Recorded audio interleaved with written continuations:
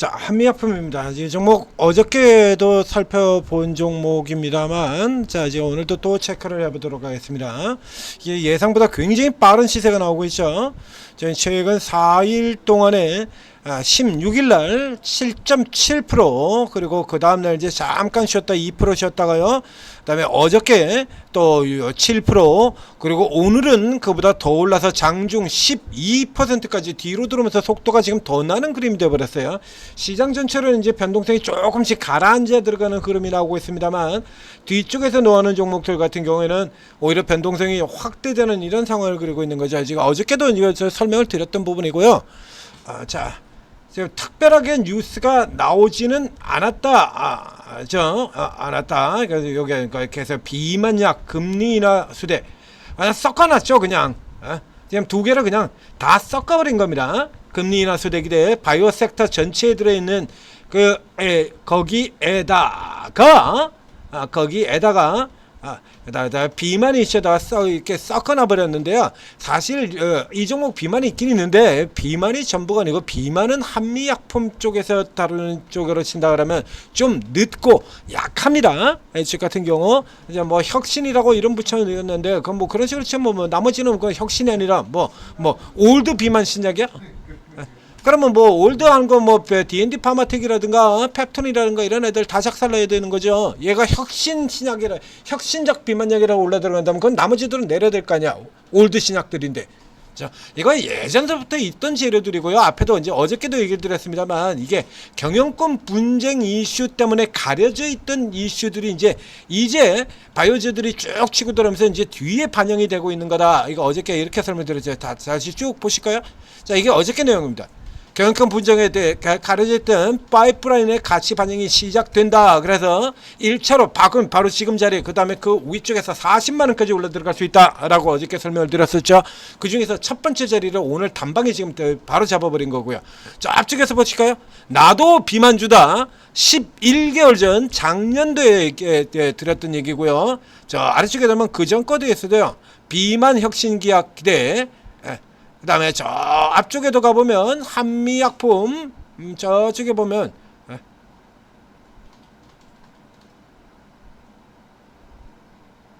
그게 있지 않습니까? 1년 넘게 전에, 작년에도요. 1년 전입니다. 이거 지금 거 아닙니다. 지금 나온 거하고 똑같잖아요. 하반기 비만치료제 급부상, 작년에도 나왔던 거하고 지금 똑같지 않습니까? 남들 못 갈 때 갔다가 뒤늦게 따로 들어온 거, 이거저도 작년하고 똑같고요. 그죠? 똑같고요. 이때 같은 경우도 10개월 전 같은 경우도 이거 끝 급락이라는데, 정말 끝이 났을까? 그럴 리가 없다라고 얘기해서 그 뒤에 다시 또 불거졌죠. 그 뒤에 또 경영권 분쟁 또 나왔잖아요. 계속해서 얘는 지금 이 한미 같은 경우는요, 경영권 분쟁도 계속 반복이고 비만도 계속 반복이고 계속 돌로 쳐먹는 겁니다.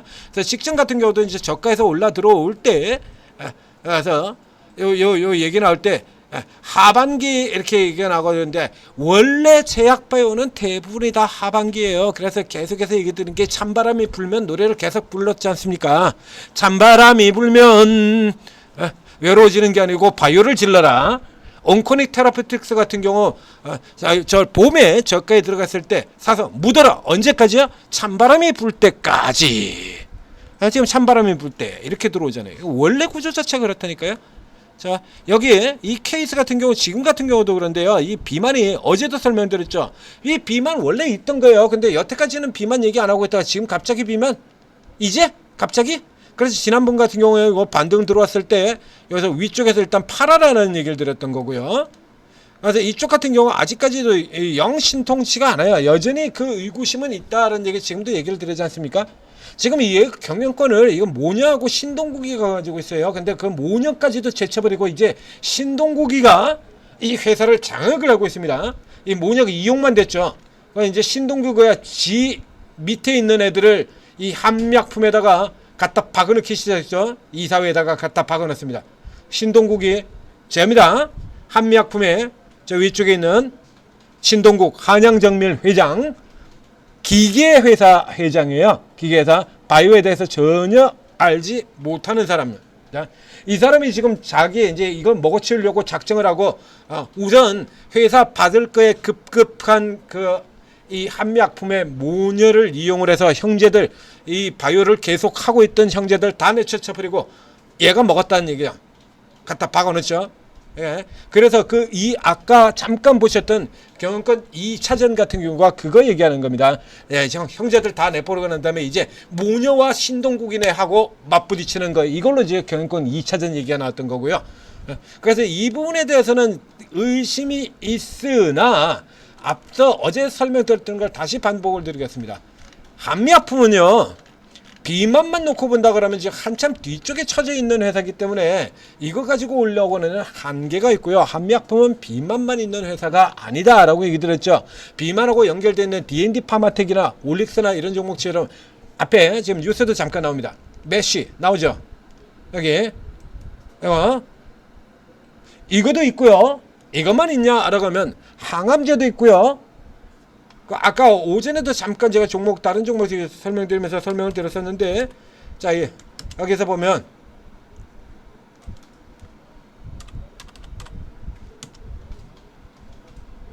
PPI 대체한다라고 되어 있죠. 그래서 이 신약들 대용제약의 팩스클로, 온코닉의 자큐보, 이노엔의 K캡 요런 것들이 지금 이 PPI 대체제로 입지구처되어 있지 않습니까? 이 대체를 한다는 얘기입니다. 우리 국내 증시에서 이 질환 시장이 1조짜리 시장인데요. 1조짜리 시장인데 1조 중에서 이 P캡 제제 3사가 차지하고 있는 부분이 아직 3천억이 안 돼요. 2천억 넘어서 3천억이 안 돼. 즉 20%대입니다. 20%대. 그래서 이거 지금 계속해서 잡아 들어가고 있다라는 얘기가 난 거죠. 그 반대쪽에 차지하고 있는 70-80%를 먹고 있는 PPI 제제의 대표사가 한미약품입니다. 주가 반영에 전혀 반영 없죠. 치매 치료제 한미약품이 있습니다. 항암제 한미약품이 있고요. 다 가지고 있어요. 앞에도 설명드렸잖아요. 이게 10년 전에 한미약품의 이런 슈퍼 랠리를 보이는 데는 다 이유가 있다. 다 들어갔어요. 한마디로 제약바에서 될 만한 데는 전부 임성기 회장 살아있을 때 다 뚫고 들어가서 기술 이전이 무려 17건이 나왔던 회사예요. 지금도 지금 이제 리가캠한테 뺏기긴 했지만 기술 이전 건수로 랭킹 2위입니다. 여전히 아직도 한 건 차이로 기억을 합니다. 제가 리가캠이 뒤처지고 있다가 마지막에 역전을 시켜가지고 한 건 차이로 지금 이기고 있는 거죠. 거의 모든 분야의 신약이 다 들어가 있던 회사인데 이게 임성기 회장 죽고 난 다음에 지들끼리 쌈질하고 회사 팔라 그러고 그러니까 이 대용제약 한미약품에서 이거 회사 경영하던 분들 같은 경우에 지금 나와가지고 코스닥까지 있죠. 코스닥캡가 있습니다. 다 나가가지고 지금 다 딴 데가 있다는 얘기예요.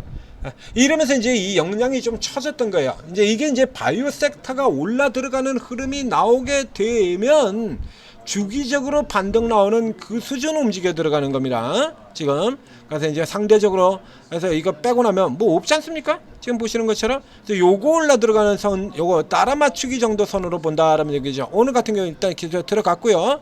이거 위로 들어가는 거 아니고요. 이런 건 이게 위로 치고 나갈 때입니다. 그러니까 이제는 이제 반대로 또 눌려지는 구간이니까 이제 칸이 올려져야죠.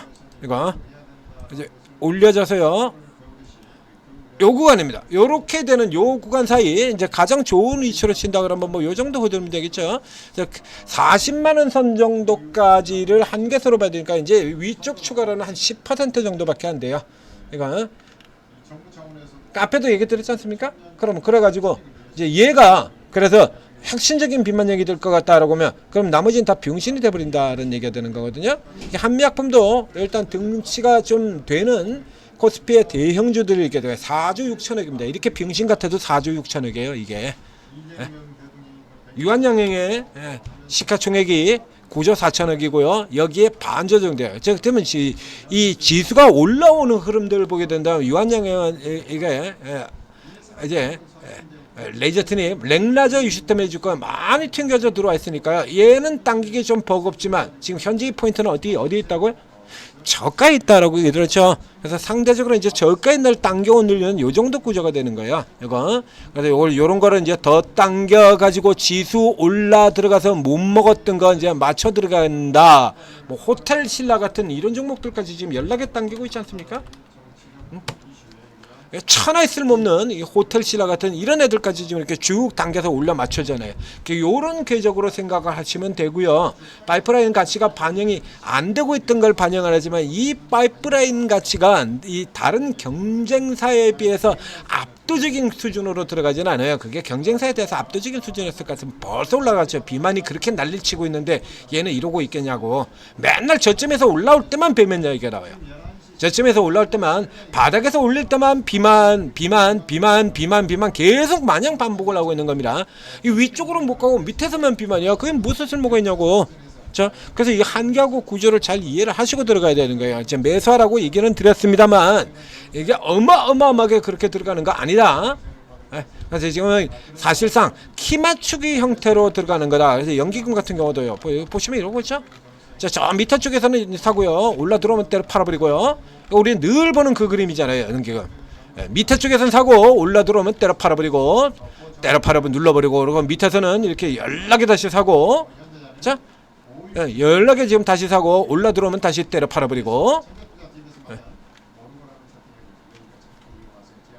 이게 그렇게 이렇게 모멘텀 자체가 돋보이는 형태가 됐을 것 같다라고 하면 이런 식으로 들어가지는 않을까요. LS 에코에너지는 에너지만도 못해요. 이렇게 전력 전선 모멘텀 들어가고 있는 이 LS 에코에너지 이런 종목보다 움직력이 더 약해요. 그러니까 지금 보나마나 또 들어오는 거다라고 그러니까 어전에 제가 라이브에서 설명드렸는데요. 안 봐도 비디오 연기금이죠. 이 LS 에코에너지 같은 종목도 이런 거 당겼을 때 응집력보다 훨씬 약하잖아요. 보신 것처럼. 그렇죠? 요게 한미약품이 차지하고 있는 위치입니다. 게르카토 같은 상태가 되는 거죠, 사실은.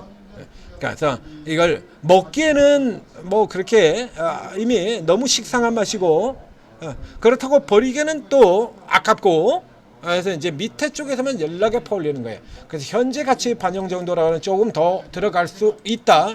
1차 37 오늘 들어갔고요. 그다음에 2차 40까지 추가 상승폭의 경우가 굉장히 크게 들어가는 형태의 구조가 아니기 때문에 위로 들어가지 마시고요. 아래쪽에서 다시 자 올렸다가 하루씩 쉬죠. 둘 올렸으니까요. 내일 이제 하루 쉬었다가 다시 돌아가면 그쯤에서 또 이제 흐름들 아주 강한 흐름들 나오면 노려서 들어갔다가 먹고 안전빵으로 먹을 수 있는 종목이긴 합니다. 밑에서 돌아 나가는 구조에서는 그러니까 이런 식으로 치고 나갔다가 이렇게 쉬었다 다시 들어오는 요게 나올 거다라는 얘기죠. 자 여기 이런 구조 1, 2 치고 차고 빠져나간 다음에 다시 돌아서 저기 이제 40만원 선 저쪽 위쪽까지 요거 예상하고 있는 겁니다. 요렇게 보고 대응을 하시면 되겠습니다. 한미 약품이었습니다. 자, 전지투자TV 구독, 좋아요 눌러주시고요. 제약바이오는 뭐 우리가 다룰 수 있는 종목들이 굉장히 많죠. 자, 오르고에 오르고 다운로드 받고 설치해서 들어오시게 되면 실전 투자 최고 전문가들이 24명이 있습니다. 여기서 코인이 2명이 있고요. 저기 윤수석 코인 저기 화면에 보이죠? 코인이 2명 있고 주식이 22명이 있는데 자, 이 22명의 전문가들이 너도 나도 다 뭐 할 거 없이 모두가 똑같이 다 하이닉스 이렇게 외치고 있다라고 하면 전문가 24명씩이나 있을 필요가 전혀 없죠. 혼자서 하면 되지 뭐하러 24명이나 있어요. 자, 이 24명의 전문가들이 각자 다 특기가 틀리고요. 그래서 하이닉스를 공략해서 이익을 내는 사람이 있다라고 하면 테스를 공략을 해서 이익을 내는 사람도 있고 저 뒤쪽에 후발로 개별해서 치고 들어오는 유닛 테스트 같은 종목들 단기 집중시켜가지고 돈을 왕창 버는 사람들도 있고 반도체만 종목이냐 로봇도 종목이다 해서 로봇으로 가가지고 돈을 버는 경우도 있고 또 세력주 들어가서 오늘 같은 날 다날 같은 종목들 노려가지고 돈을 버는 사람들도 있고 이렇게 다양하게 섞여 있다는 얘기예요. 그러니까 여러분들이 이게 일단 오르고에 들어가시면 일단 24번 다 들어가시는 게 좋습니다. 누가 누군지 알지 모르잖아요. 자, 다 들어가시고요. 전문가 프로필 같은 데 보면 거기도 나오긴 하지만 그 몇 줄의 글씨 가지고 전문가 전체를 할 수는 없죠. 요것만 보고 그리고 딱 들어가자마자 들어가가지고 전문가 말하는 거 딱 보고 그러고는 바로 이 전문가 어떤 전문가인지 알겠어. 이렇게 통찰력이 뛰어난 분이라 그러면 전문가 방에 들어갈 이유 자체가 없는 거죠. 애초에. 그러니까 들어갔다 5분 만에 휙 나가버리고 이런 분들은 왜 그런지 모르겠습니다. 추천주를 아주 안 받쳐서 그런 겁니까? 전문가분들이 여러분들 들어오길 기다리고 있다가 열심히 다 추천자고 매번 헌납을 해야 돼요? 그렇게 돌아다니시면 돈을 버실 수가 없어요. 그렇게 돌아다니시면 절대로 돈을 벌 수가 없습니다. 자, 일단 들어가신 다음에 며칠 정도는 쭉 계시면서요. 주말 같은데 이런 때 정말 좋은 때죠. 그러니까 들어가서 쭉 살펴보시라는 얘기입니다. 얼른 쭉 들어가서 살펴보시고, 그래서 이 전문가가 어떤 형태로 거래를 하는지, 어떤 종목 쪽 섹터 쪽을 특히 잘 보는지, 로봇을 겁나게 잘 보는 전문가가 있고 반도체를 겁나 잘하는 특기들이 다 따로 있다는 얘기예요. 접근하는 방식도 재료 중심으로 하는 분이 있고 테마 중심으로 하는 분이 있고 세력 수급 중심으로 하면 다 틀린 거예요. 그래서 이 흐름들 같은 경우는 다 똑같이 움직이진 않잖아요. 바이오도 지금 다 똑같이 움직입니까? 사이클 조금씩 다 틀리거든요. 로봇도 사이클 다 틀리고요. 스테이블 코인 같은 경우도 사이클이 조금씩 다 틀립니다. 다 달라요. 성향도 틀리고요. 다 조금씩 다 달라요. 그렇기 때문에 경우에 따라서 여러분들이 잘만 활용하게 된다 그러면 뭐 조선주 같은 경우에서도 그 올라가는 사이클이 조금씩 다 달랐죠. 삼양은택이 먼저 들어가고 그리고 며칠 후에 오리엔탈 전공이 들어가고 그 뒤에 일승이 가고 한선이 가고 한선이 중간에 앞에도 앞서기도 했다가 또 뒤에도 나오기도 했다가 이렇게 다 틀리거든요. 사이클 자체가. 저쪽에 방산 같은 경우도 사이클이 틀려요. 현대로템하고 S&T 다이면 한 덩어로 묶여 있지만 그 사이클이 언제나 같지는 않습니다. 이렇게 있어서 어느 쪽에 이용을 잘 이용하게 된다면 이 사이클을 다 먹을 수 있다는 얘기가 안 되면 물론 다 깨질 수도 있습니다만 지금은 잘 되는 장세잖아요. 안 될 경우에도 이 전문가들이 틈새 테마 세력주 이런 거 다루신 분들이 많기 때문에 안 되는 장세에서도 여러분들이나 시장 전체 일반보다는 월등하게 잘해요. 당장 이번 4월 같은 경우에 보셨지 않습니까? 지수 그렇게 폭락하는 동안에 아니 대선 테마주 집중 공략해가지고 난리가 났었죠. 코나이, 뭐 에르코스 이런 종목들 공략해가지고 난리가 났었잖아요. 코나이 같은 종목들 이게 어떻게 돌아가는지 설명 다 드렸지 않습니까, 제가?